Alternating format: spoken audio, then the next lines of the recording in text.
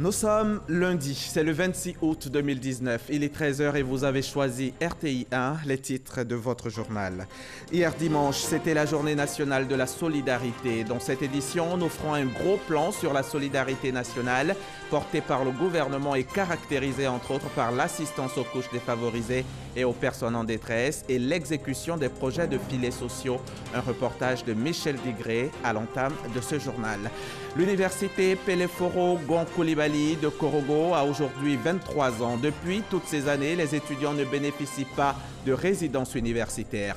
Mais une insuffisance en voie d'être un mauvais souvenir. Une cité d'une capacité de 1200 lits verra bientôt le jour au grand bonheur des étudiants qui n'ont que trop souffert.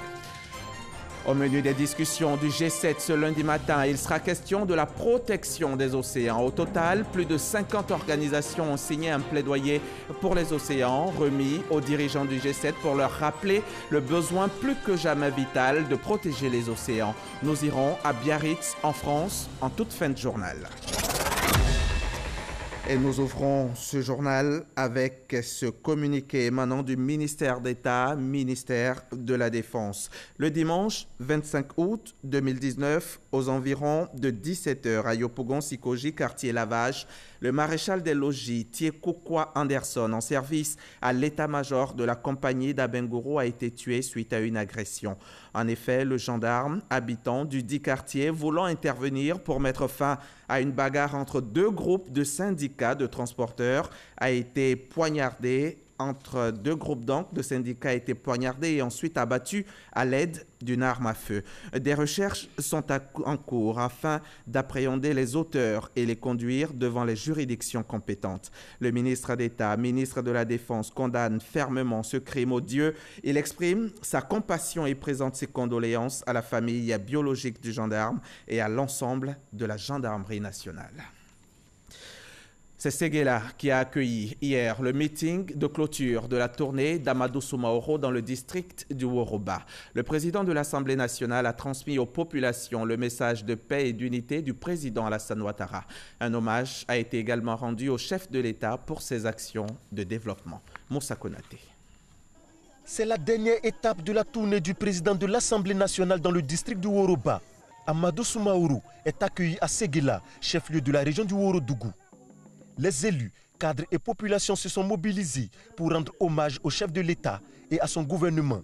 Dans la région de Wourodougou, on peut dire l'électrification des villages, nous sommes à 90%. Parce que moi-même, dans ma sous-préfecture, il n'y a plus de villages non électrifiés. Tous les villages sont électrifiés grâce au président Alassane Ouattara. Le soutien est là, est inaliénable et indestructible.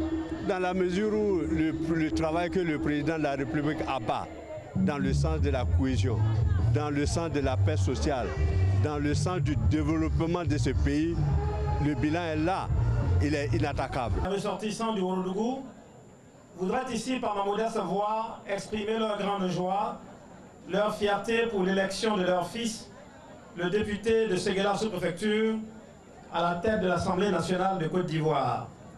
Le premier des artisans et des acteurs de cet événement heureux, c'est celui qui a porté et soutenu la candidature de l'honorable Amadou Soumaoro à la présidence de l'Assemblée nationale de Côte d'Ivoire.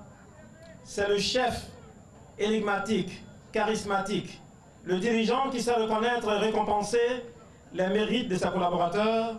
J'ai nommé son Excellence, M. Alassane Ouattara, président du RHDP. Moment d'échange fraternel entre le président de l'Assemblée nationale et les populations. L'heure est au rassemblement. L'heure est à l'union. L'heure est à la cohésion autour du chef de l'État. Le président de la République, Alassane Ouattara, rêve d'une Côte d'Ivoire qui vit en paix. Alassane Ouattara a démontré qu'il aime le Wourodougou, qu'il aime le Bafing, qu'il aime le Bélé, en bref, qu'il aime le Woroba. Il nous appartient, nous, qu'il a nommé à des postes de responsabilité, de soutenir surtout les couches les plus vulnérables. Comme dans toutes les localités visitées, le président de l'Assemblée nationale a fait de nombreux dons aux populations. Il a offert une ambulance au canton Asolo-Nafana. Hier dimanche 25 août, c'était la journée nationale de la solidarité, une journée pour célébrer et inscrire dans la conscience collective la solidarité en tant que valeur sociale cardinale, gage d'une paix sociale durable, d'un développement durable. La solidarité nationale portée par le gouvernement est effective, elle est caractérisée entre autres par l'assistance aux couches défavorisées et l'exécution des projets de filets sociaux. Focus sur la politique gouvernementale en matière de solidarité. Il est signé Michel Digré du service politique de la rédaction. Atteint de surdité dès la naissance, le petit Ariel a retrouvé tous ses sens après la pose d'un implant dans l'oreille. Une intervention médicale grâce à une prise en charge du ministère de la Solidarité, de la Cohésion sociale et de la lutte contre la pauvreté. À 8 ans et en classe de CE1, Ariel est aujourd'hui un enfant normal avec de bons résultats scolaires. Un livre. En tout cas, ça va. Il se porte bien. Tout ce qu'il n'arrivait pas à dire, il est né même jusqu'à 3 ans, il ne pouvait pas m'appeler maman. Mais aujourd'hui, vraiment, c'est une grande joie pour moi qu'il m'appelle maman. Au-delà de l'assistance individuelle à des personnes vulnérables, le ministère de la Solidarité mène des actions en faveur des communautés. Dans un village, il manque peut-être un marché pour que règne la cohésion. Nous essayons de construire ce marché. Nous réhabilitons des écoles, nous construisons des centres de santé. Nous faisons la construction de foyers, soit des foyers pour les femmes, soit des foyers pour des jeunes, soit des foyers polyvalents. Tout ça, ce sont des actions pour aider les populations à se rapprocher, à se mettre ensemble. Les personnes en détresse suite à des catastrophes naturelles constituent également une priorité. L'année dernière, vous avez vu au mois de juin, il y a eu des inondations. L'eau est rentrée dans certaines maisons, il y a eu même mort d'hommes. Et donc ça, c'est des personnes qui sont en détresse, des personnes qui sont victimes de catastrophes naturelles. D'abord, nous avons aidé au relogement de certaines familles, parce qu'elles n'avaient nulle part où aller. Nous avons aidé certaines familles qui avaient perdu des personnes à l'occasion de ces sinistres-là à enterrer dignement les membres perdus de leur famille. Au cœur de la politique sociale gouvernementale, le projet Filets sociaux productifs bénéficiant d'un appui technique et financier de la Banque mondiale à hauteur de 29 milliards de francs CFA sur la période 2015-2020. Il s'agit d'allouer des allocations sous forme de transfert monétaire à des ménages qui sont ciblés parmi les plus pauvres. Et un ciblage a donc été fait sur la base des données de recensement, d'enquête de l'Institut national de la statistique. Et ces données-là ont permis de s'orienter vers les régions de la Côte d'Ivoire qui avaient donc les taux de pauvreté les plus élevés. À ce jour, il couvre 50 000 ménages répartis entre 882 villages de 16 régions des zones centre, nord et ouest du pays. Dans ces différents villages, donc, les ménages qui sont les plus pauvres bénéficient tous les 3 mois d'un transfert monétaire de 36 000 francs CFA. Ce montant a été calculé sur la base du seuil d'extrême pauvreté, qui est de 335 francs jour, ramené au mois et complété de 2 000 francs. Cela donc permet d'avoir une estimation mensuelle de 12 000 francs CFA qu'il faut donc multiplier par 3 pour avoir l'allocation trimestrielle. Si l'objectif premier du gouvernement est d'améliorer la qualité de vie des populations vulnérables, il s'agit en réalité de créer les conditions pour que celles-ci se prennent elles-mêmes en charge et quittent définitivement l'état de pauvreté. La solidarité, elle est naturelle. L'État joue son rôle. Mais le devoir et le rôle de l'État, ce n'est pas de continuer à assister les populations. C'est de faire en sorte qu'il y ait de moins en moins de victimes, de faire en sorte qu'il y ait de moins en moins de personnes en détresse. Donc c'est en amont que le travail de l'État se fait à travers toutes les actions de développement qui sont menées. Le projet de filets sociaux vient de bénéficier d'un financement additionnel de plus de 58 milliards de francs CFA pour la période 2020-2024. 75 000 ménages issus cette fois-ci des milieux périurbains et urbains seront intégrés au projet. Depuis quelques mois, on parle du programme social du gouvernement et l'électrification occupe une bonne place dans ce programme. Les villages de Dodo Aswe, à Kunfao et Yerekae au Walogo à Bouna viennent d'être mis sous tension électrique en présence de Siaka Ouattara, le secrétaire d'État chargé du service civique, et de notre reporter Herman Yamie. Dodo Aswe et Yerekae Walogo, deux localités de Kunfao et de Bondoukou raccordées au réseau électrique national. En initiant cette cérémonie de fête de la lumière, les populations sorties nombreuses veulent ainsi exprimer leur reconnaissance au chef de l'État Alassane Ouattara. C'est une grande joie et une grande fierté qui nous anime aujourd'hui. Parce qu'un rêve longtemps caressé... Pour la célébration de la fête de la lumière dans ces deux localités, les populations ont pris pour parrain le secrétaire d'État chargé du service civique.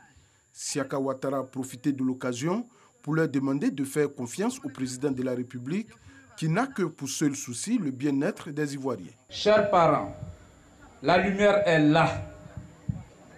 Elle éclaire tout le monde, sans distinction. Par conséquent, je profite de cette fête pour appeler à la cohésion, à l'amour et à l'entente.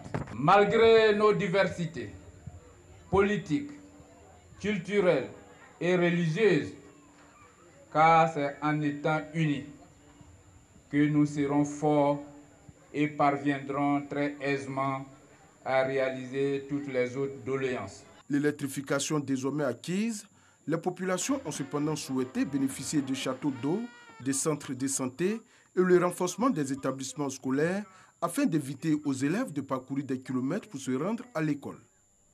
Ça roule plus facilement aujourd'hui sur le boulevard Nangui-Abrogwa d'Adjamé, tronçon dégagé, trafic fluide.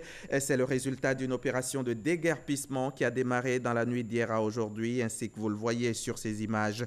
Et ce matin, le constat est impressionnant. Le boulevard présente un visage différent, propre, sans étal ni commerçants sur les trottoirs, et les automobilistes n'en sont qu'heureux.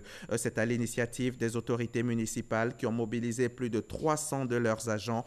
Le reportage complet vous sera proposé ce soir dans le 20h avec Fatou Fofana Kamara. Allons-y à Korogo, à l'université Peleforo-Gonkoulibaly. C'est une nouvelle qui devrait réjouir les étudiants sur place. Ils auront bientôt une résidence universitaire sur le campus, que 1200 d'entre eux auront la chance d'habiter. Mais cette question, jusque-là, comment ont vécu les étudiants de Korogo et quelles sont leurs attentes aujourd'hui? Élément de réponse dans ce document que nous propose Eugène Atoubé. Au quartier sinistré à Korogo vivent des étudiants inscrits à l'université Peleforo-Gonkoulibaly. Des garçons au nombre de 4. Depuis leur arrivée dans la cité du Poro, ils ont acquis cette habitation qu'ils louent 70 000 francs le mois.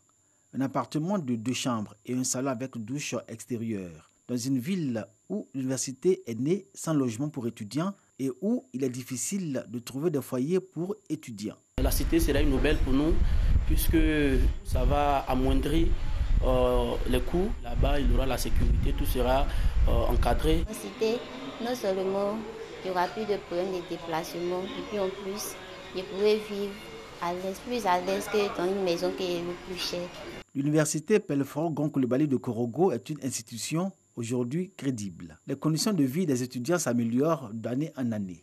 À l'honneur du CRU, le Centre régional des œuvres universitaires.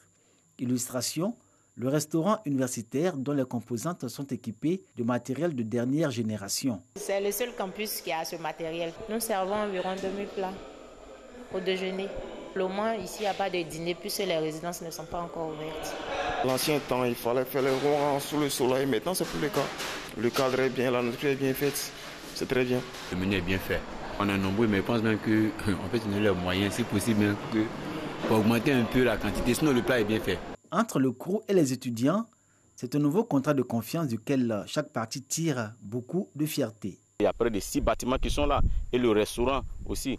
Donc, toutes ces capacités-là vont permettre aussi de prendre en compte la majorité des étudiants de l'université de Korogo. Je les demande très souvent de laisser en fait de côté ces trous, ces grèves, d'éviter de venir au restaurant dans les cités parce qu'ils veulent d'après eux, maîtriser le transport, le restaurant, les logements.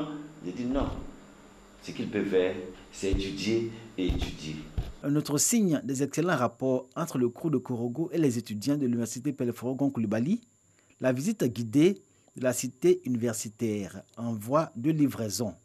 Objectif, prendre la mesure des efforts déployés par le directeur général du crew de Korogo dans l'offre de bien-être aux étudiants.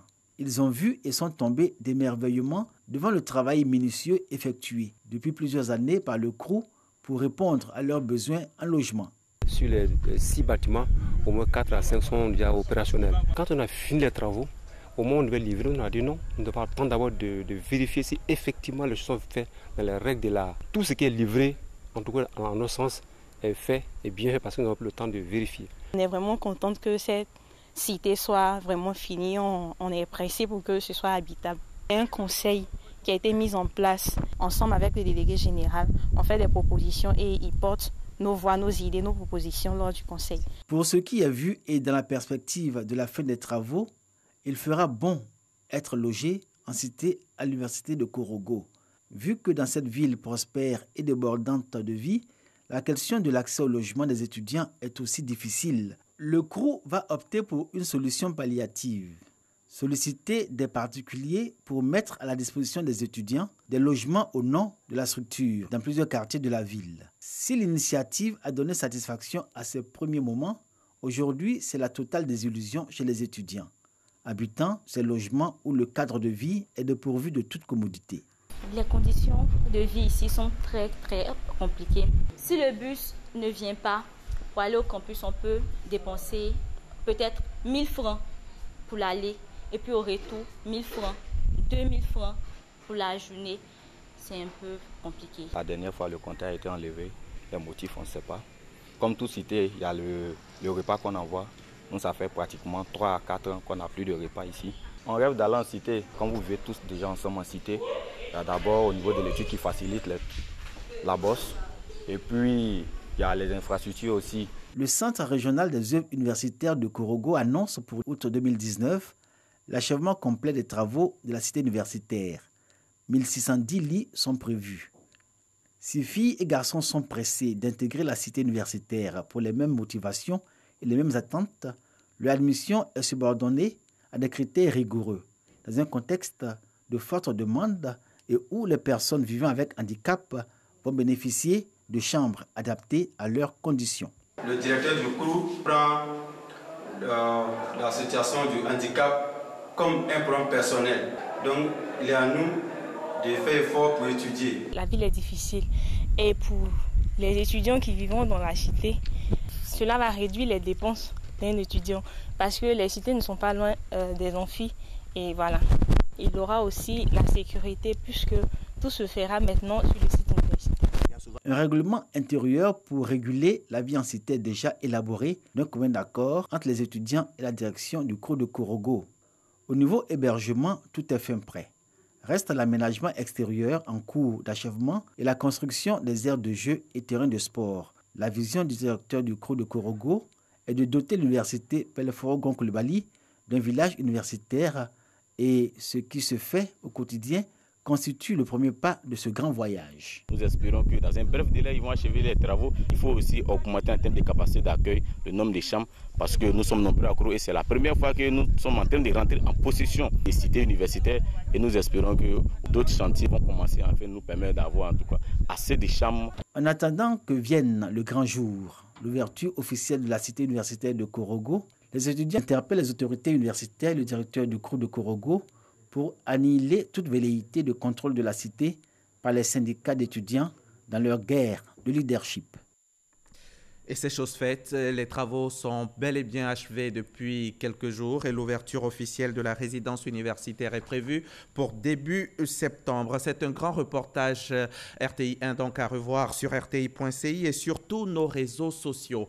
Le sport, c'est la santé, c'est connu. L'Athletic Club de Yopougon a organisé la 2e édition de la journée du sport de masse à Zezimala dans le département de Bondoukou. Une manière d'inciter les populations à la pratique d'une activité physique régulière afin de se maintenir en bonne santé. Une occasion pour Herman Niamia de dégraisser un peu. La pratique régulière d'une activité physique a de très nombreux bienfaits, parfois insoupçonnés. Selon les spécialistes, elle permet d'avoir une bonne condition physique. Elle protège également contre la survenue des maladies cardiovasculaires. Elle réduit le risque de diabète et protège aussi contre certains cancers, en particulier celui du sein chez la femme, de la prostate chez l'homme et du côlon chez les deux sexes. C'est donc pour amener les populations à la pratique régulière d'une activité sportive que l'Athletic Club de Yopougon organise les sports de masse. Pour cette deuxième édition de la journée de sport de masse, les membres se sont retrouvés encore à Yezimala, village du département de Bondoukou.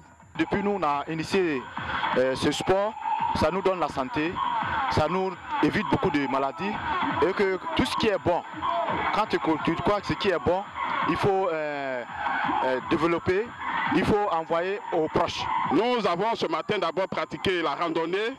Ensuite, nous sommes maintenant à la phase du fitness. Vous savez, le sport, c'est tout. Le sport, c'est la vie.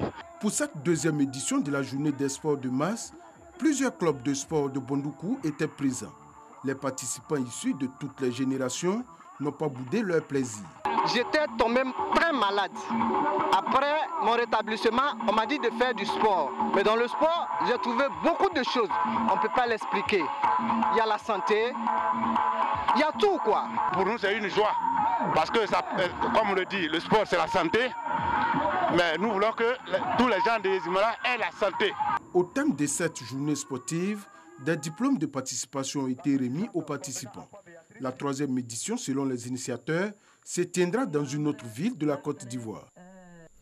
La deuxième manche éliminatoire de Variétoscope, c'était vendredi dernier au Palais de la Culture de Trècheville. Elle a été remportée par le groupe Ashikadoumi d'Anyama. Après la compétition, place à la fête, les spectateurs de l'émission de vacances se sont rendus au village Variétoscope avec l'artiste chanteur Sombil pour libérer en Zouglou. Désiré Kofi et Issa Yeo nous content l'événement. Palais de la Culture de Trècheville, village Variétoscope. Espace pour les spectateurs après les manches éliminatoires de communier avec un artiste en live. Une innovation du NG10 pour marquer le retour de Variétoscope. Nous on veut développer la musique ivoirienne, la vraie. À chaque fois on invite les artistes et on veut qu'ils communient avec le public. Et toujours dans cette mouvance de créer ce lien fort entre la culture et les jeunes. Après le groupe Espoir 2000, Sombil était l'invité de cette deuxième manche du Variéto Village. L'ex-membre du groupe Salopard a su donner de l'émotion et de la joie à ses fans. Je ne peux pas oublier. Je n'oublie pas les quelques poignées de haricots que j'ai eu la chance de partager avec la main de ta frère. Yo pouvais pas, c'est ça là-bas. Mon silence ne passe à l'oubli. Après chaque direct, nous nous retrouvons ici pour faire la fête ensemble. Que ce soit les vainqueurs, les vaincus, on se retrouve ensemble à faire la fête. Je suis au village de Zouglou. C'est très intéressant, je suis heureuse, je suis contente d'être là. Je suis à Abidjan pour Variétoscope. Je suis content que cette émission renaisse, car grâce à elle, on a été un peu ce qu'on est aujourd'hui. Pour la troisième manche, Yodé et Siro sont les invités du village Variétoscope. Concernant la compétition, c'est le groupe Ashikadoui d'Anyama, classé premier, qui rejoint le Dala Group de Bon en finale. À l'issue de cette deuxième manche éliminatoire, la troisième manche de Variétoscope est prévue le vendredi 6 septembre prochain. Et sur la même scène de la salle à Noumambo au Palais de la Culture, Gohou Michel était à l'honneur le 18 août dernier. Pour la célébration de ses 30 ans de carrière, l'artiste comédien a donné un spectacle inédit pour le bonheur de ses nombreux fans venus l'applaudir pour toutes ces années de joie qu'il leur a données à travers ses prestations. Serge Pacom Didi et Ouattara Mado Walter nous font revivre l'événement. Le majordome Gohou profite du voyage de son patron pour célébrer ses 30 ans de service sur son lieu de travail. Il y convie ses amis. Son épouse Clémentine Papoué apprend la nouvelle. Elle débarque à la fête. Irritée, elle soumet son époux à certaines tâches. Le voyage du patron est annulé, il rentre chez lui. Il constate la tenue d'une fête à son domicile. Pour se sortir donc d'affaires, le majordome Gou prétexte d'une fête organisée en l'honneur de son patron. Voilà succinctement résumé la trame de la pièce théâtrale que Gou Michel a offert pendant 1h30 minutes à ses inconditionnels venus le soutenir à l'occasion de ce spectacle marquant la célébration de ses 30 années de carrière. 30 ans, on doit s'arrêter pour regarder derrière pour savoir d'où on vient. 30 ans, on doit aussi faire son mea culpa pour savoir qu'est-ce qui a marché, qu'est-ce qui n'a pas marché. Je crois que c'est nécessaire. Pour rire, le public n'a pas boudé sa joie. L'international camerounais Etofis n'était pas en reste. Gou quand même est une référence, non seulement au niveau national, mais au niveau africain et international.